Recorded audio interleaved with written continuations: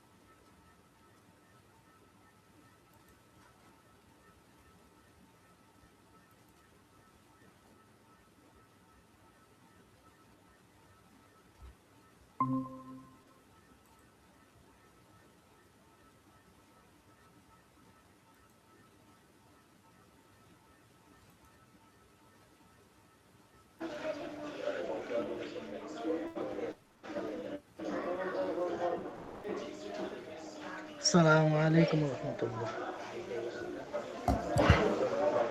ওয়ালাইকুম আসসালাম।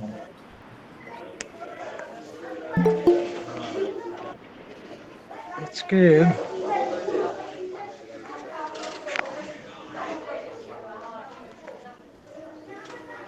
حامد ومصلي ومسلم أما بعد أعوذ بالله من الشيطان الرجيم بسم الله الرحمن الرحيم. আজকের আলোচনার বিষয়বস্তু থাকবে আমাদের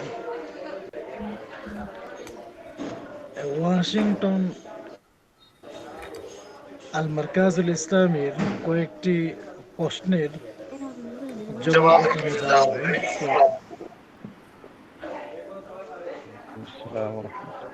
কথা বুঝে আসতেছে?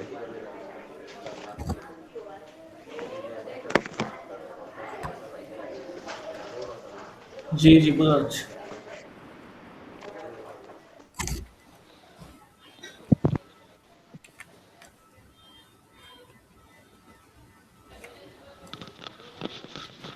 তো এখানে প্রায় 27টার মতো প্রশ্ন আছে। কিতাবের মধ্যে মেন কিতাবের মধ্যে প্রথমে সমস্ত প্রশ্নগুলো আনা হয়েছে, তারপরে জবাবগুলো আনা হয়েছে। এখন আপনাদের বোঝার সহজার্থে আমি প্রত্যেকটা প্রশ্ন আমার পেটের মধ্যে উঠিয়ে নিয়েছি খাতার মধ্যে। এই প্রশ্নের সাথে সাথে ইনশাআল্লাহ জবাবগুলো দিয়ে দেওয়ার চেষ্টা করব। তো এখানে প্রথম যে প্রশ্নটা, সে প্রশ্নটা হলো যে অমুসলিম রাষ্ট্রের নাগরিকত্ব গ্রহণ করে স্থায়ীভাবে বসবাস করা, মানে ইসলামী রাষ্ট্র না, যেমন ইউরোপ কান্ট্রি আছে, আমেরিকা আছে, উত্তর দক্ষিণ আমেরিকা আছে, ওই সমস্ত রাষ্ট্রগুলোতে নাগরিকত্ব নাগরিকত্ব অথবা নীল কার্ড ন্যাশনালিটি গ্রহণ করা।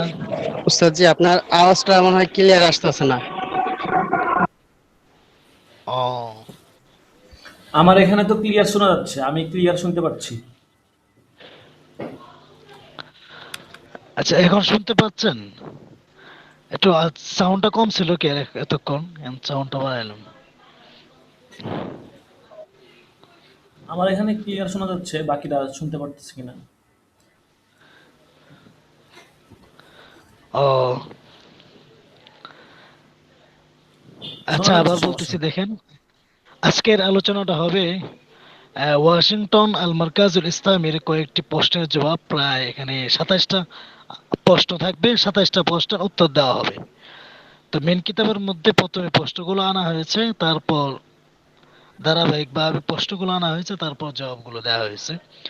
তো আমি আপনাদের সুবিধার্থে, যেহেতু বিশাল বড় অধ্যায়, আমি আমার পেটের মধ্যেই সমস্ত প্রশ্নের উত্তরগুলা, প্রশ্নের পাশাপাশি উত্তরগুলো আমি কি করলাম, লিখে নিয়েছি, যাতে করে সাথে সাথে উত্তর দিতে পারে, আপনাদের বুঝতে সুবিধা হয়। তো প্রথম প্রশ্ন ছিল যে অমুসলিম রাষ্ট্রের নাগরিকত্ব গ্রহণ করে স্থায়ীভাবে বসবাস করা, অর্থাৎ আহ, অমুসলিম রাষ্ট্র বলতে উত্তর দক্ষিণ আমেরিকা অথবা ইউরোপের মধ্যে মুসলমানরা বসবাসের জন্য নীল কার্ড যেটাকে বলে অথবা ন্যাশনালিটি গ্রহণ করা শরীয়তি দৃষ্টিকোণ থেকে জায়েজ হবে কিনা অমুসলিম রাষ্ট্রের ক্ষেত্রে। তো যে সমস্ত মুসলমান এই সব অমুসলিম রাষ্ট্রের নাগরিকত্ব গ্রহণ করেছে বা গ্রহণ করার জন্য চেষ্টা চালাচ্ছে, তাদের কারো কারো দাবি এমন হয় যে দুইটা দাবি হয় কি আর তাদের, যে প্রথম দাবি হলো যে মুসলিম রাষ্ট্রের মধ্যে দেখা যায় কখনো অন্যায় অভিযোগ ছাড়াই মুসলিম রাষ্ট্রতে তাদেরকে শাস্তি দেওয়া হয়, অন্যায়ভাবে মুসলিম রাষ্ট্রগুলোতে জেলখানায় তাদেরকে আটকে রাখা হয়, তাদের স্থাবর অস্থাবর সম্পত্তি বাজেয়াপ্ত করা হয়। তো এই সমস্ত কারণে তারা অন্যান্য রাষ্ট্রের মধ্যে, অমুসলিম রাষ্ট্রের মধ্যে থাকতে পারবে কিনা। আর দ্বিতীয় প্রশ্নটা হলো যে মুসলিম রাষ্ট্র, যদিও এখন দেখা যাইতেছে মুসলিম রাষ্ট্র আর আমেরিকা হইতেছে অমুসলিম রাষ্ট্র, কিন্তু আহ, শাসনের ক্ষেত্রে আমাদের ইসলামের যে নিয়ম এবং শরীয়ত যে নিয়ম বলে দিয়েছে, দেখা যাচ্ছে যে শরীয়তের দিক থেকে 100 থেকে 100 কি অনেক পার্সেন্টে আমাদের শরীয়ত কার্যক্রম হচ্ছে না মুসলিম দেশগুলোতে। তো এই দিক থেকে তো মুসলিম এবং অমুসলিম উভয়টাই সমান, শরিয়ার কার্য হওয়ার দিক থেকে, না হওয়ার দিক থেকে। বরং দেখা যাচ্ছে যে মানে যারা যাবে তাদের পক্ষ থেকে আবদার যে বরং অমুসলিম কান্ট্রিগুলোতে দেখা যায় নিজের নিরাপত্তা, জানের মালের নিরাপত্তা মুসলিম রাষ্ট্র থেকে আরো বেশি পাওয়া যায়। যে সেখানে কাউকে হত্যা করে, জুলুম করে, মাল, তার স্ত্রী সন্তানদের উপর হামলা করে তার জানের যে একটা নিরাপত্তা, এটা মুসলিম রাষ্ট্র থেকে অমুসলিম রাষ্ট্রের মধ্যে বেশি পাওয়া যায়। তো সেই থেকে তো অমুসলিম রাষ্ট্রতে থাকাতে বা স্থায়ীভাবে বসবাস করা কোনো সমস্যা দেখা যাচ্ছে না, বরং ভালো মনে হচ্ছে। তো এই দুই আবদারের ভিত্তিতে অমুসলিম রাষ্ট্রের মধ্যে নাগরিকত্ব গ্রহণ করা জায়েজ আছে কিনা। উত্তরের ক্ষেত্রে এই পুরো প্রশ্নের উত্তর হলো যে এখানে আসলে প্রত্যেকটা ব্যক্তির, প্রত্যেকটা মানুষের নিয়তের দিক থেকে বা প্রয়োজনের দিক থেকে উত্তরটা ভিন্ন ভিন্ন হবে, বিভিন্ন উদ্দেশ্যের কারণে, আবার বিভিন্ন মতদর্শের কারণে, এক একজন এক এক মতদর্শের কারণে, এক এক এক এক সমস্যার কারণে অন্য দেশের মধ্যে স্থায়ীভাবে থাকতে চেয়েছে। তো তাদের এই স্থান কাল ভেদে চিন্তাধারার ভিন্নতার কারণে হুকুমের ক্ষেত্রেও ভিন্নতা হবে। তো প্রায় এখানে 5টা হুকুম বলবে, এর মধ্যে একটা হুকুম হলো যদি কোনো মুসলমানের উপর স্বদেশ আসলেই অন্যায় অভিযোগ ছাড়াই তাকে নির্যাতন চালায়, বেআইনিভাবে তাকে কারাবন্দি করে রাখে এবং তার স্থাবর অস্থাবর সমস্ত জিনিস মুসলিম রাষ্ট্রগুলো বাজেয়াপ্ত করে তার উপর জুলুম করে, তাহলে এই ক্ষেত্রে বলা হয়েছে যে হ্যাঁ, তার জন্য মুসলিম রাষ্ট্রের মধ্যে থাকাটা তার জন্য জায়েজ, সে মুসলিম রাষ্ট্রের মধ্যে থাকতে পারবে। তবে শর্ত আছে, তবে শর্ত হলো তার ইসলাম এবং শরিয়া যেহেতু যে ভাবে চলতে বলা হয়েছে, নামাজ বিধিবিধান, সেইগুলো যেন সে ওইখানে গিয়ে ভুলে না যায়, বরং ওই শর্ত সাপেক্ষে ইসলামী শরীয়তের উপর চলবে, মেন্টের উপর থাকবে এবং খারাপ কাজ এবং তাদের কুসংস্কার গ্রহণ করা থেকে বেঁচে থাকবে, এই শর্তে সে অমুসলিম রাষ্ট্রের মধ্যে থাকতে পারবে। এই হলো প্রথম হুকুম। এর দলিলও আছে, যেমন সাহাবা একরাম যখন মক্কার মধ্যে ছিলেন, কুরাইশরা তাদের উপর নির্যাতন করেছিলেন, তখন ওই সাহাবা একরাম সর্বপ্রথম হাবশায় হিজরত করেছিলেন। তো হাবশা কিন্তু কাফিরদের রাজত্ব চলতেছিল, বা সেখানে সবাই কাফির ছিল, তাদের রাজত্ব ছিল। কিন্তু মুসলমানরা যখন মক্কার মধ্যে আর সইতে পারতেছিল না, তখন আল্লাহ রাসূল সাল্লাল্লাহু আলাইহি ওয়াসাল্লামের আদেশ ক্রমে হাবশা চলে গিয়েছিলেন। কিন্তু সেখানে তারা যদিও মুসলিম রাষ্ট্র ছিল, কিন্তু তাদের আত্মার বা তাদের ব্যক্তিগত আহ, যে সমস্ত জুলুম নির্যাতন, এর থেকে তারা নিরাপদ ছিল। এই নিরাপদ থাকার কারণে এবং তারা তাদের ইসলাম নিয়ে চলতে পেরেছে ওইখানেও, হাবশার মধ্যে। তো সেখানে যে যেমন সেখানে মদিনায় আল্লাহ রসুল আসার পরও কিছু কিছু সাহাবী অনেক পরে দেখা যাচ্ছে যে হাবশা থেকে চলে, যেমন আবু মুসা আশআরী রাদিয়াল্লাহু তাআলা আনহু খায়বারের যুদ্ধের সময় 7ম হিজরিতে এই হাবশা থেকে আসছিল। তার মানে নিজের জান মাল রক্ষার্থে অন্য রাষ্ট্রের মধ্যে সফর করা, হিজরত করা, এটা জায়েজ আছে। দ্বিতীয় নম্বর হুকুম হলো, যদি কোনো মানুষ মুসলিম রাষ্ট্রের মধ্যে তার অর্থনৈতিকভাবে চরম সংকটে পতিত হয় এবং বহু চেষ্টা প্রচেষ্টার পরও তার মুসলিম রাষ্ট্রের মধ্যে জীবিকা নির্বাহের কোনো সুযোগ সৃষ্টি না হয়, সুযোগ না থাকে, এবং তার খাবারের জন্য অন্যের হাতে হাত পাততে হয়, এমত অবস্থায় যদি অমুসলিম রাষ্ট্রে তার কোনো সুযোগ সুবিধা চাকরির ব্যবস্থা হয়ে যায়, তাহলে আগে যে শর্ত দেওয়া হয়েছে যে তার জান মাল এবং ইসলামী শরীয়তের উপর চলবে, এই শর্ত সাপেক্ষে মুসলিম রাষ্ট্রের মধ্যে নীল কার্ড নিয়ে সর্বদাই থাকা তার জন্য জায়েজ আছে। তৃতীয় নম্বর হুকুম হলো, যদি কোনো ব্যক্তি মুসলমান মুসলিম রাষ্ট্রে এই কারণে সে বসবাস করতে চায় যে সেখানে সে অমুসলিম রাষ্ট্রগুলোকে মুসলমান বানানোর জন্য, মানুষদেরকে ইসলামের দিকে দাওয়াত দেওয়ার জন্য, দাওয়াতে তাবলীগের জন্য যদি সে ওই রাষ্ট্রের মধ্যে থাকতে চায় সর্বাবস্থায়, তাহলে সেটা শুধু জায়েজ না, বরং সেটা থাকাটা তার জন্য শ্রেয়, উত্তম। আর চতুর্থ নাম্বার হুকুম হলো, যদি কোনো ব্যক্তির জন্য মুসলিম রাষ্ট্রের মধ্যে থেকে তার এই পরিমাণ জীবিকার বন্দোবস্ত থাকে, ব্যবস্থা থাকে, যার মাধ্যমে সে মোটামুটি চলে অন্যদের মতো চলে যেতে পারে, কিন্তু তারপরও শুধু জীবন চলার ক্ষেত্রে আরেকটু উন্নতির জন্য, একটু ভালোর জন্য, আর একটু আরাম আয়েশ ভোগ বিলাসের জন্য সে অমুসলিম রাষ্ট্রের মধ্যে হিজরত করতে চায়, তাহলে সেটা মাকরুহের অন্তর্ভুক্ত হবে, অর্থাৎ সেটা মাকরুহ হবে।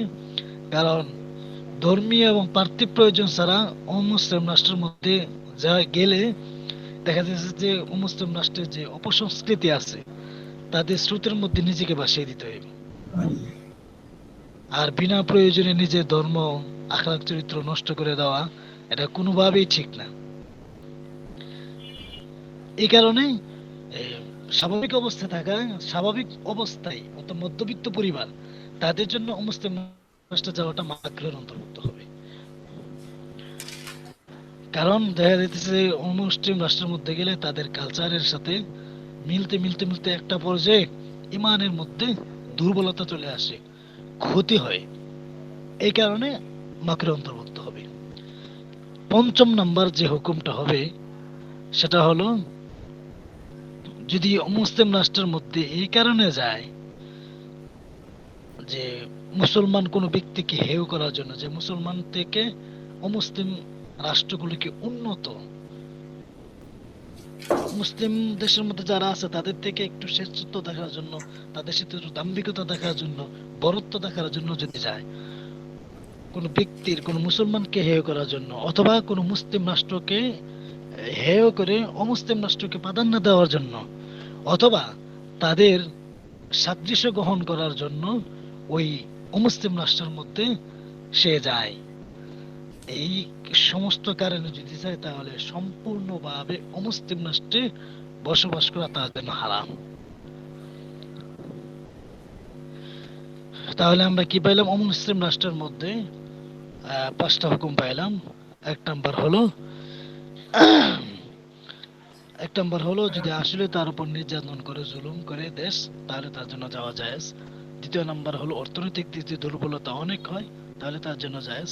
3 নাম্বার হলো যে দাওয়াত তাবলীগের জন্য যাওয়া তার জন্য উত্তম। চতুর্থ নাম্বার হলো স্বাভাবিক অবস্থায় যদি বা মুসলিম দেশের মধ্যে থাকার পরও স্বাভাবিক থাকে অন্যদের মতো, কিন্তু একটু উন্নতির জন্য ভোগ বিলাসের জন্য মুসলিম রাষ্ট্রে যায়, তো তাদের কালচারটা তার মধ্যে চলে আসবে বিদায় ওই রাষ্ট্রের মধ্যে যাওয়াটা মাকরুহের অন্তর্ভুক্ত হবে।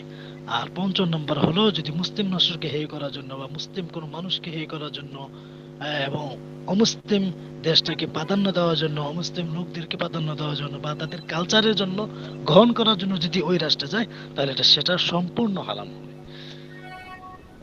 দ্বিতীয় নম্বর প্রশ্ন হলো অমুসলিম রাষ্ট্রে সন্তান লালন পালন করা। অমুসলিম রাষ্ট্রের সন্তান লালন পালন করা, আগে যে 5টা হুকুম বললাম এর মধ্যে থেকে যেটা হারাম ছিল, মাকরুহ ছিল, সেটা মাকরুহ অন্তর্ভুক্তই থাকবে। আর জায়েজের মধ্যে যেটা, সেটা হলো যদি তার বাবা বা মা বা তার কোনো দায়িত্ব না থাকে, তাহলে তার জীবিকার জীবন যদি নাই হয় মুসলিম রাষ্ট্রে, তাহলে সে অন্য দেশের মধ্যে, অমুসলিম রাষ্ট্রের মধ্যে যেতে পারে। আর তৃতীয় নম্বর যে প্রশ্নটা ছিল,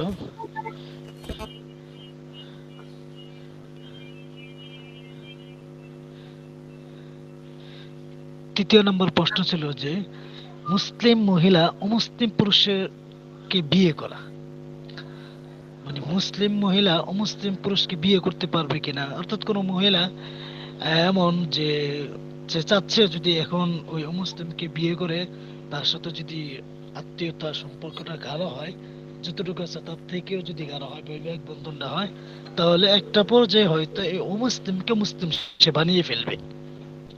এক, 3 এবং 4 একসাথে ধরেন। 4 নম্বর হলো যদি কোনো মহিলা মুসলমান হয়ে যায়, অর্থাৎ প্রথমে স্বামী স্ত্রী কাফির ছিল বা মুরতাদ ছিল বা অমুসলিম ছিল, পরবর্তীতে দেখা যাচ্ছে মুসলিম এক মহিলা মুসলিম হয়ে গেছে, তাহলে তাদের বিবাহ বন্ধনটা অটুট থাকবে কিনা। প্রথম হলো যে মহিলা অমুসলিম পুরুষকে বিবাহ করতে পারবে কিনা। চতুর্থ নম্বর প্রশ্ন হলো যদি উভয়ই অমুসলিম থাকে কিন্তু মহিলা মুসলমান হয়ে যায়, তাহলে বিবাহ ঠিক থাকবে কিনা। প্রথম প্রশ্নের উত্তর হলো না, যে কোনো মহিলা অমুসলিম পুরুষকে মুসলমান বানানোর উদ্দেশ্যে বানিয়েতে তাকে বিবাহ করা জায়েজ নাই। কারণ মুসলমানের সাথে অমুসলিমের সম্পর্কই এটা না জায়েজ, একত্রিত হওয়াটাই না জায়েজ।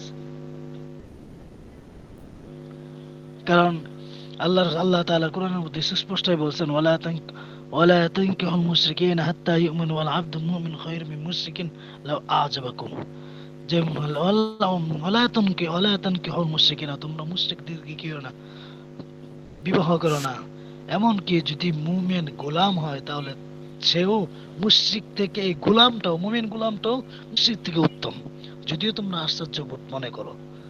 অর্থাৎ মুশরিককে এই ধারণা করে যে সে মুসলমান হয়ে যাবে, এই আবেগ নিয়ে, আবেগ আপ্লুত হয়ে, এটা জায়েজ নেই।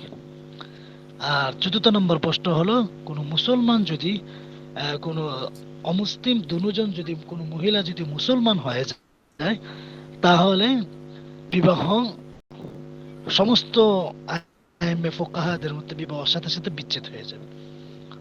তবে এখানে ইমাম আবু হানিফা রাহমাতুল্লাহ আলাইহি এখানে একটু ছাড় দেন, সেটা হলো যদি মহিলা মুসলমান হয়ে যায়, মহিলা যদি মুসলমান হয়ে যায়, তাহলে মুসলমান হওয়ার সাথে সাথে যে কাফের বা মুশরিক যে স্বামী আছে তাকে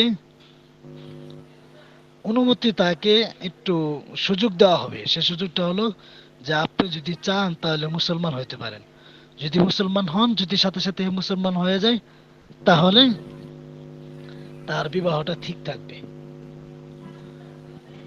তার বিবাহ ঠিক থাকবে এবং নতুন করে বিবাহ করতে হবে না।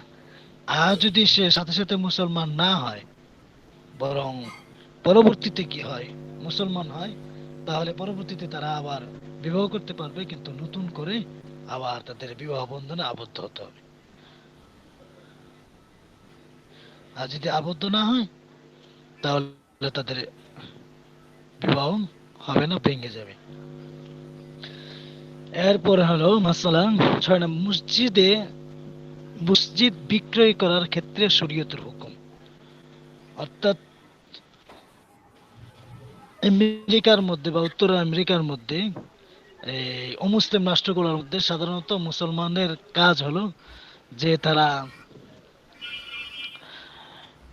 অনেক সময় দেখা যায় একটা এলাকার মধ্যে মুসলমানরা থাকে, থাকার পরে তারা এটাকে বিক্রি করে অন্য কোনো এলাকায় স্থানান্তর হয়ে যায়। যখন এক এলাকা থেকে মুসলমানরা অন্য এক এলাকায় স্থানান্তর হয়ে যায়, তখন ওই মসজিদকে বিক্রি করে দিয়ে তারা ওই টাকা দিয়ে অন্য জায়গায় মসজিদ করতে পারবে কিনা এই বিধান।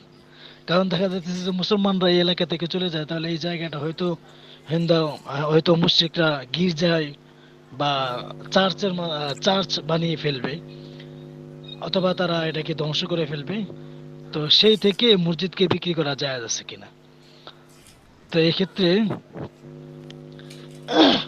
উত্তর হলো যে অমুসলিম রাষ্ট্রগুলোতে সাধারণত মুসলিম মসজিদ দুই ধরনের হয়ে থাকে।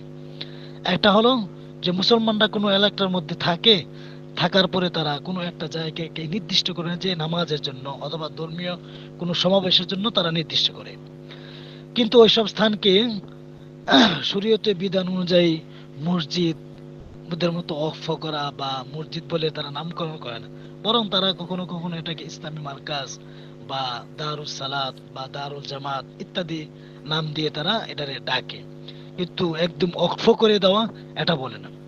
তো এই জাতীয় স্থানের ক্ষেত্রে যেহেতু তারা অক্ষ করে নাই, তো ওই জায়গাকে মুসলমানদের কল্যাণার্থে ওই জায়গাটাকে, যেটাকে মসজিদ নামকরণ করা হয় না বা অক্ষ করে না, এটাকে বিক্রি করে তারা চলে যেতে পারবে, কোনো সমস্যা নেই।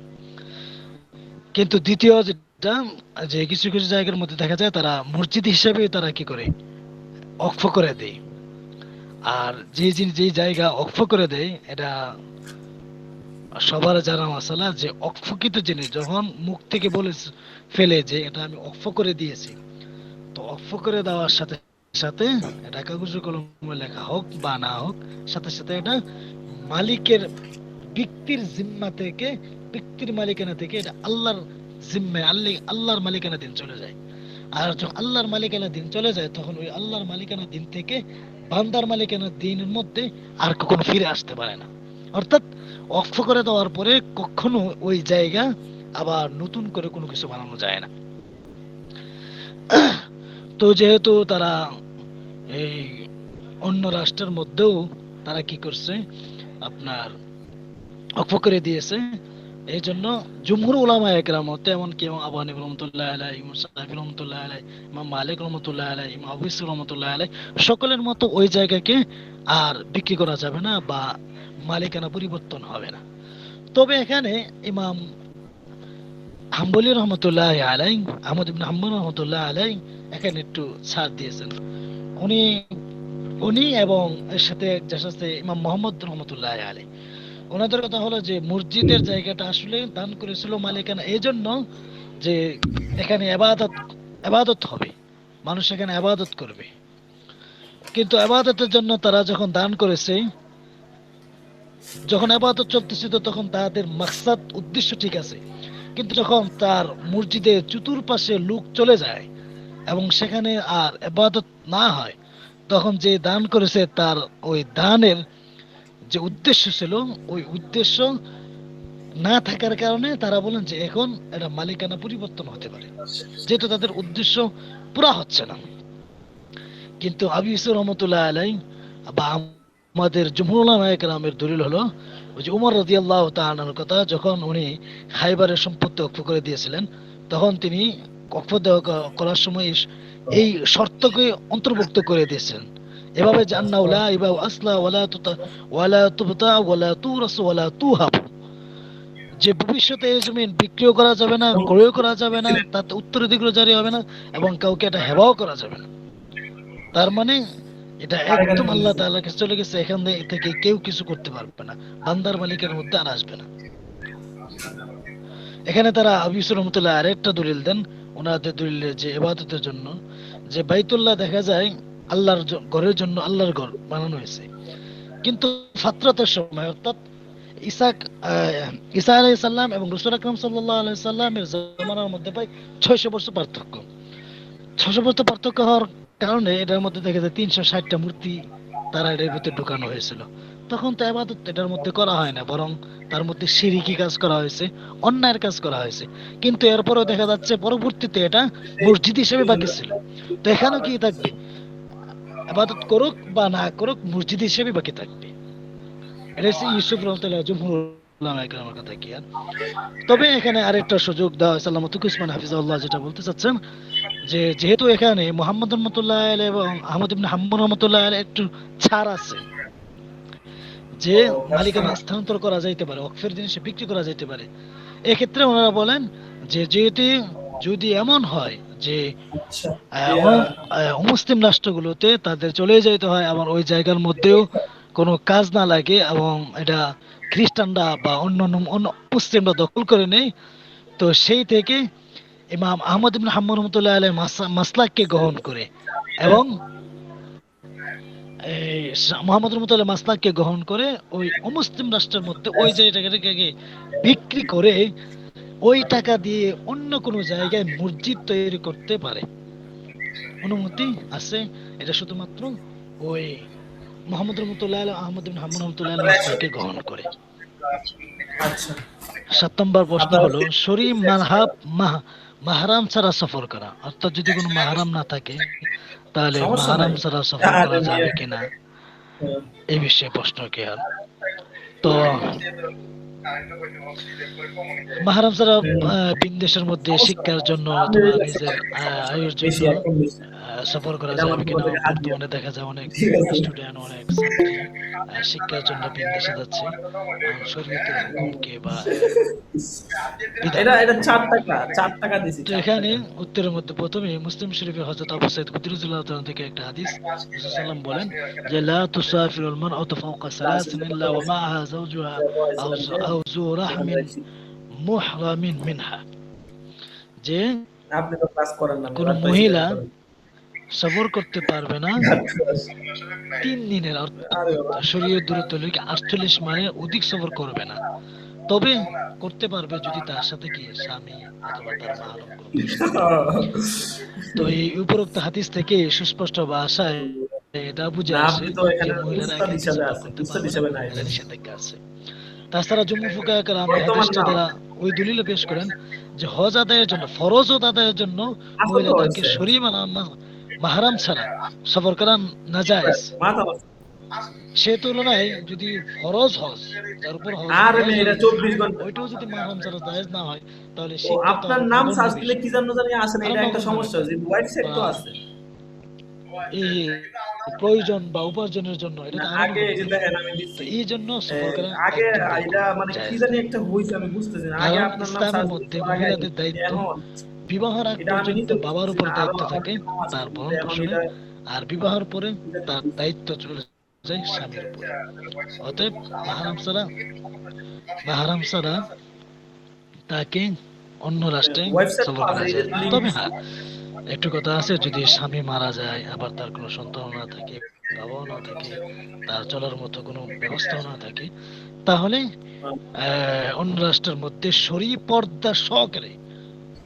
পর্দা সহকারে ইমাম মালিক এবং শাফি রহমতুল্লাহর মাযহাবকে অনুকরণ করে তারা এই ক্ষেত্রে একটু ছাড় দেন, অনুকরণ করে অন্য রাষ্ট্রের মধ্যে যাওয়াটা জায়েজ আছে, বৈধ আছে। হুম। 8 নম্বর প্রশ্ন হলো মুসলিম রাষ্ট্রে মহিলাদের একাকী আবার অবস্থান আবার করা, ভুলে গেছিলাম, মাত্র আবার এটাও মনে পড়ছে। নাজায়েজ, কিন্তু আচ্ছা, প্রয়োজনীয় আমি কারণে এখন এই এই আগের উত্তরের মধ্যে হবে কি জব আর। দিতেছি, দেখি এই লোকের কাছে চাকরি আছে নাকি। আর একটা প্রশ্ন হচ্ছে 9 নম্বর, মুসলিম দেশে আচ্ছা, তাহলে কাজের আপনি ফোন দিয়ে প্রয়োজনে হাত সমস্যা ও নাই, মুখ ফোনের কথা কইেন। খোলা রাখার আপনি বিধান। একটু টুইটে রাখেন তো কে এটা কি আল্লামা কইলো। তৌফিক ওসমান আপনি হাফিজাহুল্লাহ তারিখ এখানে নিয়েন যে লিখছেন কত যে এটা তারিখে দিব, আসলে এটা বিশাল তারিখ বড় একটা নিয়েন, কারণ বিষয়। টাইম নাই তো। মুখ কতটুকু 15 তারিখ পর্যন্ত তারিখ খোলা ছিল, যায় বা বুঝছেন? না যায়, এটা এখানে আলোচনা করার বিষয় না, এই কারণে উনি এখানে এটা হয় উল্লেখ এটাই তো, করেন নাই। 15 তারিখ পর্যন্ত 10 তারিখ এবং ছিল 11 আমাদের। নম্বর হলো মদ ও অনুষ্ঠান শুকুরের 24 তারিখ থেকে গোশত বেচা 29 কেনা তারিখ এই হয় এমন সময়ের মধ্যে হোটেলে হইব। চাকরি করা। মানে মুসলিম রাষ্ট্রের মধ্যে আমাদের অনেকেই থাকে, দেখা বুঝছেন? যায় অনেক টাকা মুসলিম পয়সা লাগবে ছাত্ররা ওই জ্ঞান চিন্তা অর্জনের করে। জন্য বিভিন্ন রাষ্ট্রের মধ্যে যায়। যেমন আমার আপন ফুফাতো ভাইয়েরা আছে, মামাতো ভাইয়েরা আছে, যে ওনারা দেখা যায় লেখাপড়ার পাশাপাশি নিজে চাকরি করে নিজে যাতে খরচটা বইতে পারে বা কিছু টাকা বাড়িতে পাঠাইতে পারে, এই জন্য তারা আচ্ছা, কিছু ঠিক আছে। হোটেলে কাজ করে। তো ওই হোটেলের মধ্যে মদ ও শুকরের গোশত বেচা কেনা হয় এমন হোটেলে চাকরি করা যায় আছে কিনা। প্রথম কথা হলো হ্যাঁ, যে এমন হোটেলের মধ্যে চাকরি করা বৈধ আছে, তবে এই যে কাজটা এই, সালাম, বিক্রি করার ক্ষেত্রে অথবা কি কারোর অবস্থা? সামনে উপস্থিত করার এই তো ক্ষেত্রে আলহামদুলিল্লাহ, ওইটা জায়েজ আছি নাই। আর কারণ হাদিসের মধ্যে আসছে যে লানাল্লাহু বাসায়। খামর ওয়া শারবাহা ওয়া সাকিহা ওয়া বা'iহা ওয়া মুবতাআহা ওয়া আসরাহা এই তো ইলা আখির চলতেছে আর হাদিস। কি একরকম। যে আল্লাহ তাআলা শরাবের উপর, তার পানকারী, তার পান করনেওয়ালা, বিক্রেতা, তার ক্রেতা, প্রস্তুতকারী, সবার উপর এটা কি করছেন, না বেশি সুবিধা চাইতেছে না। উপর এই লানত আর কি। বর্ষিত হোক। অর্থাৎ এই তো এইসব কাজ বহুত যারা করবে সমস্যা বা পান করাবে সমস্যা। তাদের উপর আল্লাহ তাআলা লানত হবে। নবী আসলে রাসূল করে সাল্লাল্লাহু দিয়েছেন আলাইহি ওয়াসাল্লাম মাশাআল্লাহ ভালোই। লানত করেছেন। তো সেই থেকে শুধুমাত্র চাকরি, অন্য কোনো কাজ করতে পারবে, তবে এইসব জিনিসগুলো সরাসরি আরে বিক্রি করা অথবা সরাসরি মানুষকে আগিয়ে দেওয়া, আরে, এগুলা কি জায়েজ নেই। অবস্থা! আপনারা তো এখন আন্তর্জাতিক মানের মানুষ হয়ে এরপরে চলে গেছে না? হলো 12 নম্বর মানে হলো অ্যালকোহল মিশ্রিত ওষুধের হুকুম। যে বিভিন্ন পারফিউমের মধ্যে দেখা যায় অ্যালকোহল মিশ্রিত থাকে, সেটা বা বিভিন্ন ওষুধের মধ্যে দেখা যায় হুজুর, অ্যালকোহল মিশ্রিত থাকে। ওই এখন তো ভালো তো এই ক্ষেত্রে জায়গাতে গেছে। পাশ্চাত্যের উত্তরের ক্ষেত্রে বলা হবে যে পাশ্চাত্যের বিভিন্ন ওষুধের মধ্যে দেখা যায় না না, আসলে এগুলো আল্লাহ তাআলা আসলে পরিচালনা করছেন, কষ্ট দেওয়া করছেন থাকে, যে আল্লাহ এমনকি তাআলা একটা মুসলিম ভালো কান্ট্রির মধ্যে জায়গা নিয়ে গেছে ইদানিং আসলে। দেওয়া থাকে। তো এই ক্ষেত্রে উত্তরের ক্ষেত্রে বলা হবে যে ইমাম আবু হানিফা রাহমাতুল্লাহ আলাইহি, আবি ইসা রাহমাতুল্লাহ আলাইহি তো ভালো বলেছেন হয়েছে, যাক, অনেক অনেক যে ভালো হয়েছে। শুধুমাত্র খেজুর এবং আঙ্গুর হ্যাঁ, ছাড়া যত বস্তু থেকে অ্যালকোহল তৈরি করা হয়, এবং সেটা যদি ওষুধের মধ্যে মিশ্রিত মিশ্রণ করা হয়, এবং না, খাওয়া ওই দাওয়া করি নাই। ওষুধটা খাওয়ার দ্বারা কারোর মধ্যে নেশা ওটা সৃষ্টি ক্লাস না হয়, ক্লাস চলতেছে যে। তাহলে ওই সমস্ত অ্যালকোহল ব্যবহার করা যায় আছে, সমস্যা নেই। হ্যাঁ, আর যদি খেজুরের অনুষ্ঠান হয় করা অথবা চলতেছে আঙ্গুরের হয় ইনশাআল্লাহ। তাহলে সেটা জায়েজ নেই। এবং যদি বেতন পরীক্ষার এটা পরে নেশাগ্রস্ত 24-এর পর হয়ে যায় থেকে 29 তাহলেও তারিখের মধ্যে। জায়েজ নেই। 13 নম্বর হলো ওই সময় মাদ্রাসা শুকর বন্ধ দ্বারা থাকে। প্রস্তুত করা সিরাপ আপনি ব্যবহারের হুকুম। ক্লাসে থাকেন, আরে একদিনও যাইতে শুকর পারেন দ্বারা না, যদি আশ্চর্য প্রস্তুত করা অবস্থা। সিরাপ ব্যবহার ওই করে, মক্কেল সিরাপ মানুষ বানানো হজ হয়, পায়। তাহলে সেটা, হজ পায় না একটা কথা আছে। সেটা হলো যদি শুকরকে এমন ভাবে রিফাইনিং করা হয় যে চিকিৎসা শাস্ত্রের কার্যক্রমের মাধ্যমে একেবারে ভিন্ন একটা আকৃতি ধারণ করে, যা চেনাই যায় না, এবং তার পক্ষ দেখি, থেকে এই শুনেন হুজুর, নাপাকি বা হারামের যে কালকে 16 হুকুম ডিসেম্বর না, এটা কালকে অরহিত মাদ্রাসা হয়ে মিটিং যায়, আছে। তাহলে ওই স্যারে সমস্ত আসে, সিরাপ ব্যবহার স্যারে নিয়ে করার আসবো ক্ষেত্রে আপনার কাছে। সমস্যা হবে না।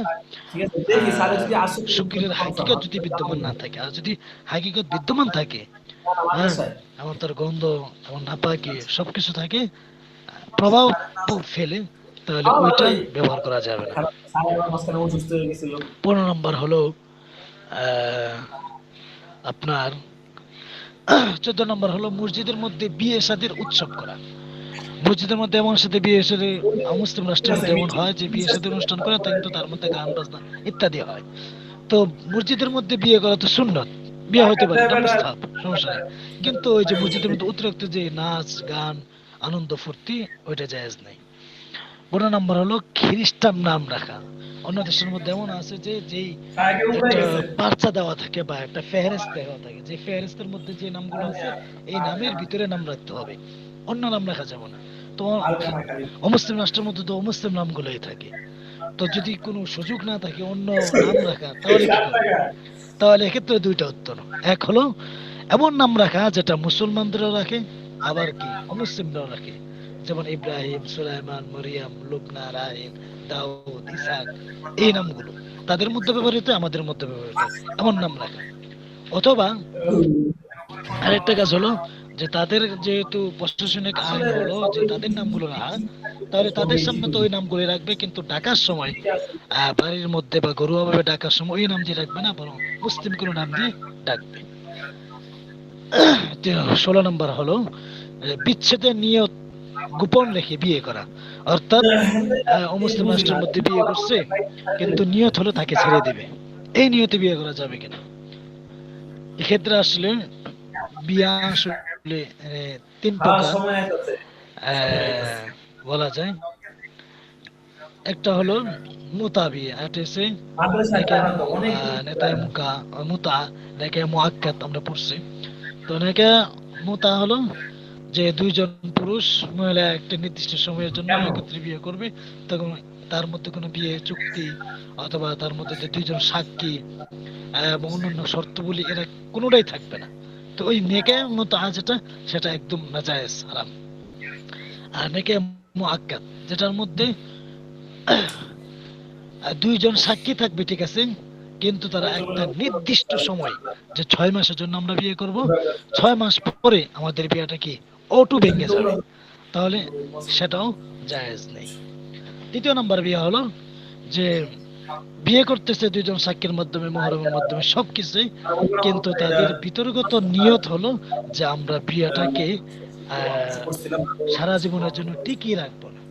তাহলে এখানে যেহেতু বিয়ার সমস্ত শর্তগুলোই পাওয়া যাচ্ছে, এবং সময় এমন না যে ওটু ভাবে কি হইতেছে, ওটু ভাবে তাদের বিয়াটা ভেঙে যাচ্ছে, বরং তারা একটা সময়ে তালাকের মাধ্যমে কি করবে, বিয়াটাকে ভঙ্গ করবে।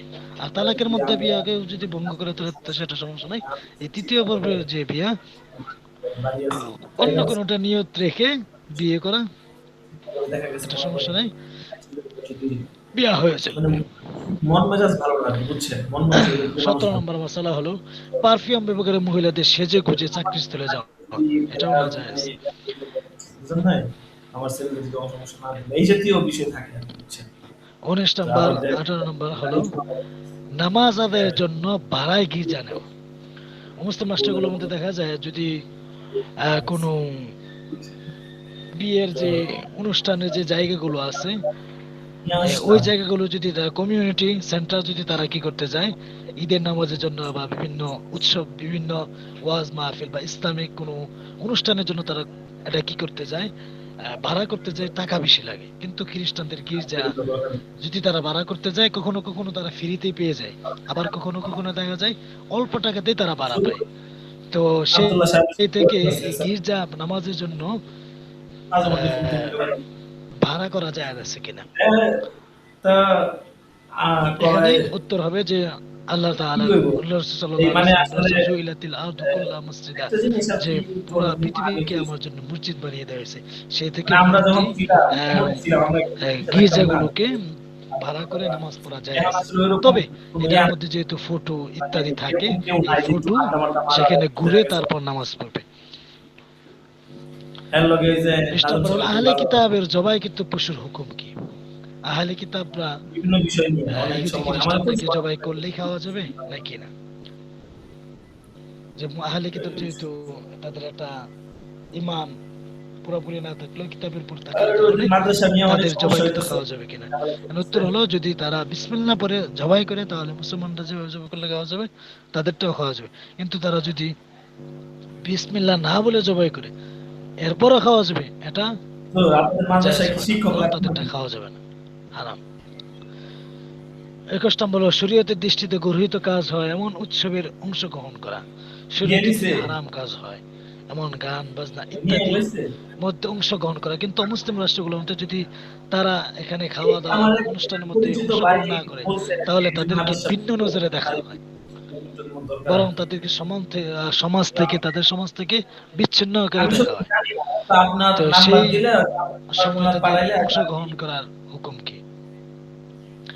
সেখানে কথা হলো তাদের এই যে অনুষ্ঠানের মধ্যে যে শুকর এবং হ্যাঁ, শরাব ইত্যাদি খাওয়ার যে আনন্দ তাইলে ফুর্তি, এইগুলোর যার মধ্যে লিপ্ত হচ্ছে না হওয়া, যার সাথে যোগাযোগ করবে হেড নাম্বার দিয়ে। লিপ্ত না হয়ে যতটুকু পারা যায় গিয়ে চলে আসা।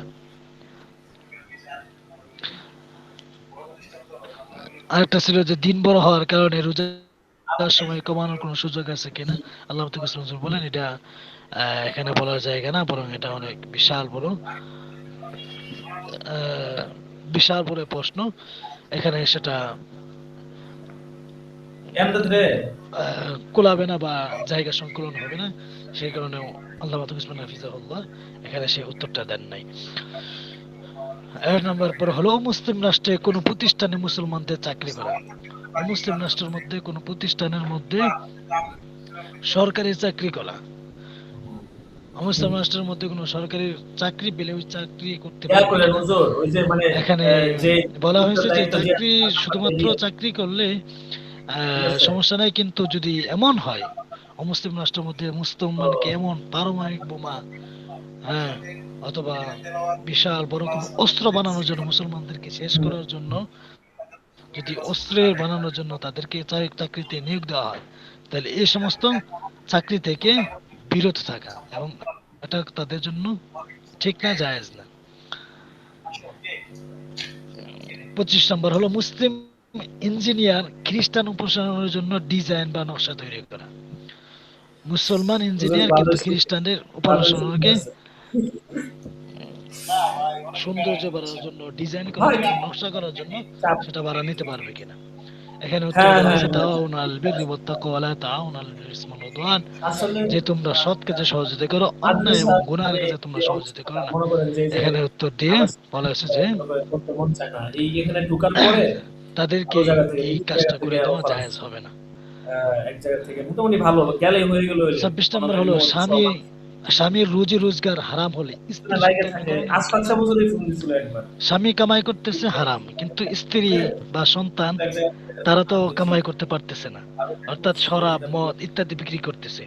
তো এক্ষেত্রে স্ত্রীর জন্য সর্বশেষ কথা হলো প্রশ্নের গোয়েন্দাগিরি উত্তর করে।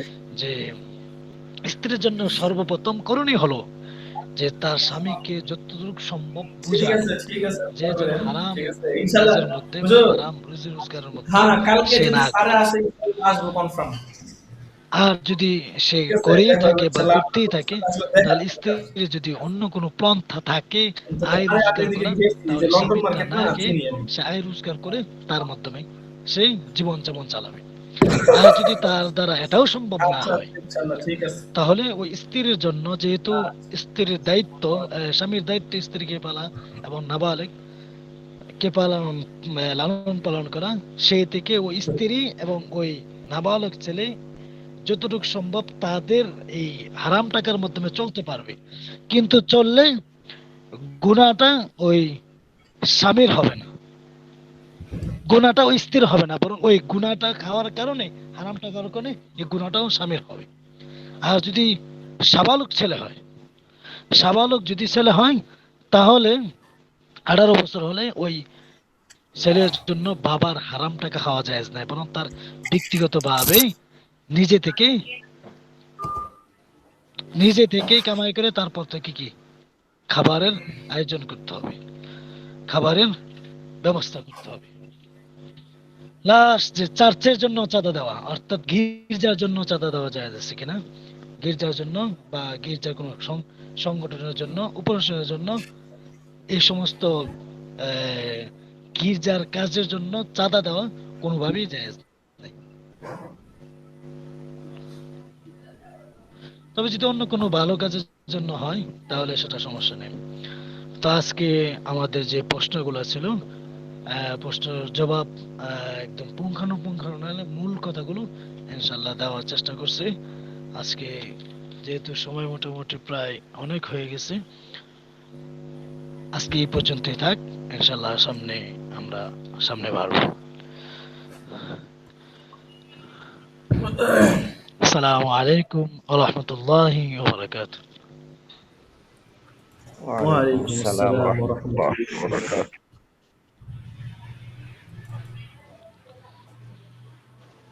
জি হাজিরা রাখা হবে, আমরা হাজিরা দিয়ে দিব। 95 নম্বর দরজ খুরশেদ আলম, মুস্তাহিদ আল আদনান, খুরশেদ আলম নাই, আবু ইউসুফ, লাব্বাইক উস্তাদ জাসর। সাকিবুল ইসলাম, লাব্বাইক উস্তাদ জিয়াস। শাহ হুসাইন, হাজি হাসান, লাব্বাইক উস্তাদ জি লাব্বাইক। রাফিউল ইসলাম, আব্দুর রহমান সিরাজি। উস্তাদ জি কালকে কি ক্লাস হবে? অবশ্যই অবশ্যই ক্লাস হবে। জি, উস্তাদ জি। তারপরে আব্দুর রহমান সিরাজি, আলী হুসাইন, আলী হুসাইন নাই, এরশাদুল্লাহ, মাসুম বিল্লাহ, আল আমিন, তুফাইল আহমদ,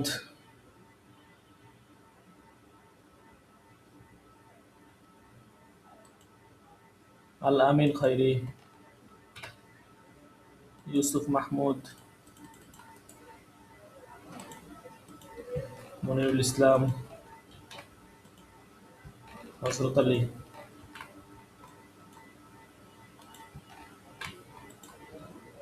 ঠিক আছে, আজকে এ পর্যন্তই। সকলে ভালো থাকবেন, সুস্থ থাকবেন।